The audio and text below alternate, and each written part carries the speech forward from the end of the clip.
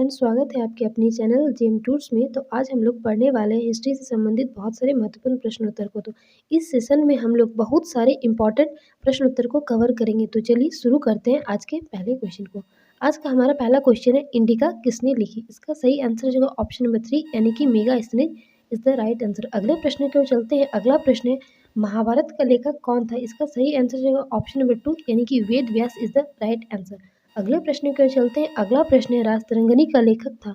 इसका सही आंसर है ऑप्शन नंबर 4 यानी कि Kalhana is the right answer. अगले प्रश्न की ओर चलते हैं। तो अगला प्रश्न है, सबसे पुराना एवं महत्वपूर्ण वेद कौन सा है? इसका सही आंसर जो ऑप्शन नंबर 1 यानी कि Rigveda is the right answer. अगले प्रश्न की ओर चलते हैं। अगला प्रश्न है, इतिहास जिसे लिखता है वही इतिहास है। इसका सही आंसर जो ऑप्शन नंबर 1 यानी कि G.R.. Alton is the right answer. अगले प्रश्न की ओर चलते हैं। तो अगला प्रश्न है, इतिहास वर्तमान में अतीत कालीन ज्ञान का अध्ययन है। यह परिभाषा किसकी है? इसका सही आंसर जो ऑप्शन नंबर 1 यानी कि Lord Acton is the right answer. अगले प्रश्न की ओर चलते हैं। अगला प्रश्न है, हड़प्पा में प्रमुख अंत्येष्टि प्रथा थी। इसका सही आंसर जो ऑप्शन नंबर 3 यानी कि मृत्तिका पात्र के साथ शरीर का विस्तृत समाधान इज द राइट आंसर। अगले प्रश्न की ओर चलते हैं। तो अगला प्रश्न है, सिंधु घाटी सभ्यता के लोगों का प्रमुख व्यवसाय था। इसका सही आंसर हो जाएगा ऑप्शन नंबर 4 यानी कि कृषि इज द राइट आंसर।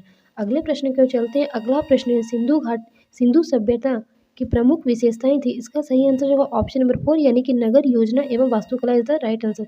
अगले प्रश्न की ओर चलते हैं। तो अगला प्रश्न है, सिंधु सभ्यता के निर्माता थे। इसका सही आंसर होगा ऑप्शन नंबर 2 यानी कि द्रविड़ जाति के लोग इज द राइट आंसर। अगले प्रश्न की ओर चलते हैं। तो अगला प्रश्न है, सिंधु घाटी सभ्यता में सर्वप्रथम उत्खनन हड़प्पा में कब हुआ? इसका सही आंसर है ऑप्शन नंबर 4 यानी कि 1921 इज द राइट आंसर। अगले प्रश्न की ओर चलते हैं। तो अगला प्रश्न है, सिंधु घाटी के निवासी किस देवता की पूजा करते थे? इसका सही आंसर है ऑप्शन नंबर 1 यानी कि Shiva is the right answer. अगले प्रश्न की ओर चलते हैं। तो अगला प्रश्न है, मोहनजोदारो का अर्थ है। इसका सही आंसर होगा ऑप्शन नंबर 3 यानी कि मुर्दों का टीला is the right answer. Mohenjodaro को और किस किस नाम से जाना जाता है? इस प्रश्न को उत्तर आप कमेंट बॉक्स में कमेंट करके जरूर दीजिएगा। अगले प्रश्न की ओर चलते हैं। अगला प्रश्न, हड़प्पा के बारे में सर्वप्रथम सूचना कब मिली? इसका सही आंसर होगा ऑप्शन नंबर 4 यानी कि 1921 ईस्वी में। अगले प्रश्न की ओर चलते हैं। तो अगला प्रश्न है, सिंधु घाटी सभ्यता में सबसे अधिक महत्व किस पशु का था? इसका सही आंसर होगा ऑप्शन नंबर 2 यानी कि बैल इज द राइट आंसर। अगले प्रश्न की ओर चलते हैं। तो अगला प्रश्न है, सिंधु घाटी सभ्यता का प्रसिद्ध स्नानागार कहाँ प्राप्त हुआ?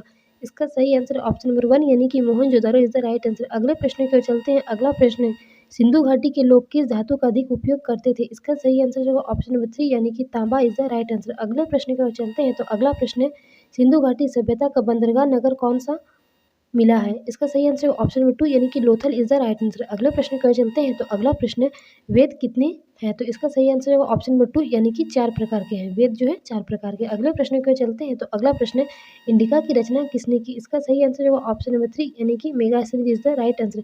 अगले प्रश्न की ओर चलते हैं। तो अगला प्रश्न है, अर्थशास्त्र पुस्तक के रचयिता है। इसका सही आंसर होगा ऑप्शन नंबर 1 यानी कि Kautilya is the right answer.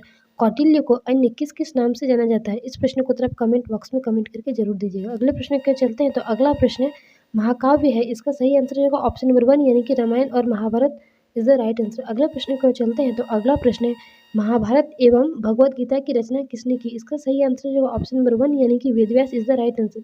अगले प्रश्न की ओर चलते हैं। तो अगला प्रश्न है, पुराणों की कुल संख्या बताओ। इसका सही आंसर है ऑप्शन नंबर 3 यानी कि 18 इज द राइट आंसर। अगले प्रश्न की ओर चलते हैं। अगला प्रश्न है, कौटिल्य के अर्थशास्त्र में मुख्य रूप से किसका वर्णन है? इसका सही आंसर है ऑप्शन नंबर 4 यानी कि राज्य व्यवस्था इज द राइट आंसर। अगले प्रश्न की ओर चलते हैं। अगला प्रश्न है, मनुष्य ने सबसे पहले अग्नि का प्रयोग करना आरंभ किया। इसका सही आंसर है ऑप्शन नंबर 1 यानी कि प्राचीन पाषाण युग में। अगले प्रश्न की ओर चलते हैं। तो अगला प्रश्न है, कृषि का प्रारंभ हुआ। इसका सही आंसर है ऑप्शन नंबर 3 यानी कि नवपाषाण युग में।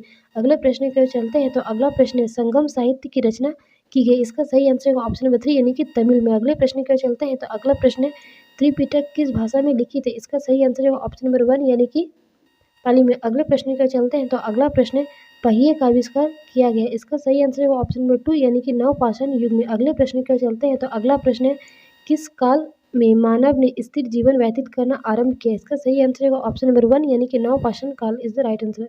अगले प्रश्न की ओर चलते हैं। अगले प्रश्न की ओर चलते हैं। तो अगला प्रश्न है, जोरेब संस्कृति का केंद्र कहाँ था? इसका सही आंसर है ऑप्शन नंबर 2 यानी कि Maharashtra is the right answer. अगले प्रश्न की ओर चलते हैं। तो अगला प्रश्न है, जाति प्रथा का विकास हुआ। इसका सही आंसर है ऑप्शन नंबर ख यानी कि उत्तर वैदिक काल इज द राइट आंसर। अगले प्रश्न की ओर चलते हैं। तो अगला प्रश्न है, आयु की वर्ण व्यवस्था का आधार था? इसका सही आंसर है ऑप्शन नंबर 1 यानी कि कार्य का विभाजन इज द राइट आंसर। अगला प्रश्न पर चलते हैं। तो अगला प्रश्न है अपरुषीय कहा गया है। इसका सही आंसर ऑप्शन नंबर 1 यानी कि वेदों को। अगला प्रश्न की ओर चलते हैं। तो अगला प्रश्न है सभा और समिति संस्थाएं थी। इसका सही आंसर है ऑप्शन नंबर 4 यानी कि राजनीतिक इज द राइट आंसर। अगले प्रश्न की ओर चलते हैं। तो अगला प्रश्न है निम्नलिखित में से प्राचीनतम राजवंश कौन था? इसका सही आंसर है ऑप्शन नंबर 3 यानी कि Maurya is the right answer. अगले प्रश्न की ओर चलते हैं। तो अगला प्रश्न है मौर्य काल के इतिहास की जानकारी मिलती है। इसका सही आंसर है ऑप्शन नंबर 4 यानी कि उपयुक्त सभी साधनों से। तो इसका इसका सही आंसर है मेगास्थनीज की पुस्तक इंडिका से, कौटिल्य की पुस्तक अर्थशास्त्र से, अशोक के शिलालेखों से। तीनों ही इसका सही आंसर हो जाएगा। अगले प्रश्न पर चलते हैं। अगला प्रश्न है अशोक की राजधानी थी। इसका सही आंसर होगा ऑप्शन नंबर 2 यानी कि Pataliputra is the right answer. अगले प्रश्न पर चलते हैं। तो अगला प्रश्न है भारत की यात्रा पर आने के बाद भारत के इतिहास का वर्णन करने वाले चीनी यात्री का नाम है। इसका सही आंसर है ऑप्शन नंबर 3 यानी कि fine is the right answer. अगले प्रश्न पर चलते हैं। अगला प्रश्न है हाथी गुफा अभिलेख से किस राजा की जीवन तथा कृतित्व का ज्ञात होता है? तो इसका सही आंसर ऑप्शन नंबर 4 यानी कि Kalingaraj Kharavela is the right answer. अगले प्रश्न पर चलते हैं। तो अगला प्रश्न है चंद्रगुप्त के मंत्री का नाम था। इसका सही आंसर है ऑप्शन नंबर 1 यानी कि Kautilya is the right answer. अगले प्रश्न पर चलते हैं। तो अगला प्रश्न है सम्राट अशोक के अधिकांश अभिलेख किस लिपि में? इसका सही आंसर ऑप्शन नंबर 1 यानी कि ब्राह्मी लिपि में। अगले प्रश्न पर चलते हैं। तो अगला प्रश्न है सम्राट अशोक मगध की गद्दी पर कब बैठे? इसका सही आंसर है ऑप्शन नंबर 3 यानी कि 273 ईस्वी पूर्व में। अगले प्रश्न पर चलते हैं। तो अगला प्रश्न है निम्नलिखित में से कौन सा यूनानी दूत सेल्यूकस के द्वारा चंद्रगुप्त मौर्य को भेजा गया था? इसका सही आंसर ऑप्शन नंबर 1 यानी कि Megasthenes is the right answer. अगले प्रश्न पर चलते हैं। तो अगला प्रश्न है तृतीय बौद्ध संगीत का आयोजन हुआ। इसका सही आंसर ऑप्शन नंबर 4 यानी कि Pataliputra is the right answer. अगले प्रश्न पर चलते हैं। तो अगला प्रश्न है मौर्य साम्राज्य की नींव डालने वाला शासक था। इसका सही आंसर होगा ऑप्शन नंबर 2 यानी कि Chandragupta Maurya is the right answer. अगले प्रश्न पर चलते हैं। तो अगला प्रश्न है वह मौर्य राजा जो अमित्रघात के नाम से जाना जाता था। इसका सही आंसर होगा ऑप्शन नंबर 1 यानी कि Bindusara is the right answer. अगले प्रश्न पर चलते हैं। तो अगला प्रश्न है मगध राज्य का पहला ज्ञात राजवंश था। इसका सही आंसर होगा ऑप्शन नंबर 1 यानी कि बृहद्रथ वंश इज द राइट आंसर। अगले प्रश्न पर चलते हैं। तो अगला प्रश्न है मगध की प्राचीनतम राजधानी थी। इसका सही answer option number 1 is the right answer. तो आज के लिए इतना ही। फिर मिलेंगे हम लोग नेक्स्ट वीडियो में, और नेक्स्ट वीडियो में इस सेशन को कंटिन्यू करेंगे। अगर आपको वीडियो पसंद है तो वीडियो को लाइक करें, और चैनल पर पहली बार है तो चैनल को सब्सक्राइब करें। फिर मिलते हैं नेक्स्ट वीडियो में। तब तक के लिए थैंक यू।